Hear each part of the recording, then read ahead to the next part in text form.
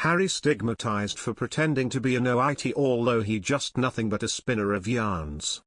Prince Harry's recent comments about the British attitude towards therapy have been slammed as he failed to acknowledge the expense involved in seeking therapy both in the UK and particularly in America. Philip Schofield, Holly Willoughby, Nick Ferrari and Sonia Schroeder discussed the latest headlines, and Prince Harry's recent podcast comments came up. He claimed the cultural difference between the UK and the US were immense when it comes to openly talking about therapy, and accused Brits of dismissing the conversation. As the guests and presenters analysed the remarks, Sonia pointed out Harry didn't address the extortionate cost of therapy in America and how difficult it can be in the UK to be able to start seeing a therapist. In Reid Hoffman's Master of Scale podcast, Prince Harry stated, "You talk about it here in California, I'll get my therapist to call your therapist. Whereas in the UK it's like, therapist? What therapist? Whose therapist? I don't have a therapist. No, I definitely don't, I've never spoken to a therapist." Talking about Harry's remarks, Holly argued, there's this idea that it's sort of therapy is seen as a weakness over here. She continued by asking, I mean, does he have a point with this? I think he does have a point, Sonia started. In the sense that there is a more open culture in some parts, I would say, not all parts of America. But I think a bigger problem we've got here in the UK actually is the lack of investment in mental health services. So if you're having issues, if you're suffering from anxiety, the waiting lists for talking therapies are just insane.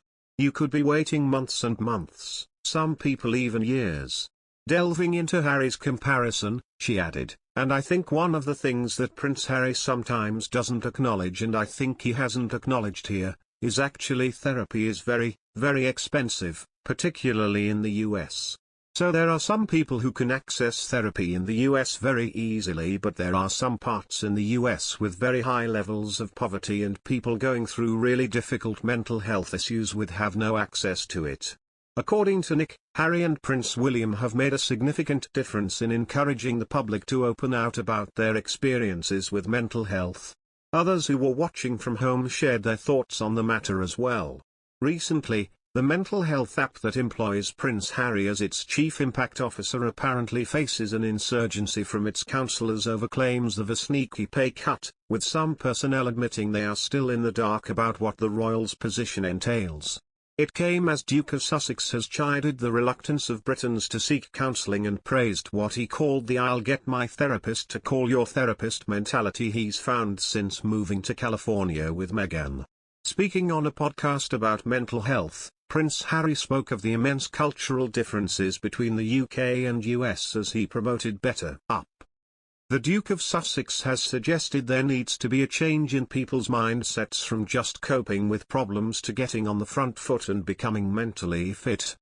In a cameo appearance on the Masters of Scale podcast filmed at the Invictus Games, he indicated that Americans have it right when it comes to therapy. When Harry spoke about mental health in the UK, host Reid Hoffman, the co-founder of LinkedIn, questioned if it had been an uphill battle for him. The interview comes months after Harry advised people who are stuck in occupations that don't bring them joy to go and that leaving employment was something to enjoy, nearly 2 years after his tumultuous exit from the royal family. The Duke of Sussex also spoke about his work with veterans, including those suffering with PTSD. San Francisco-based Better Up is valued at $4.7 billion and Harry's role, which he took on in March last year, includes product strategy, philanthropy and public advocacy related to mental health.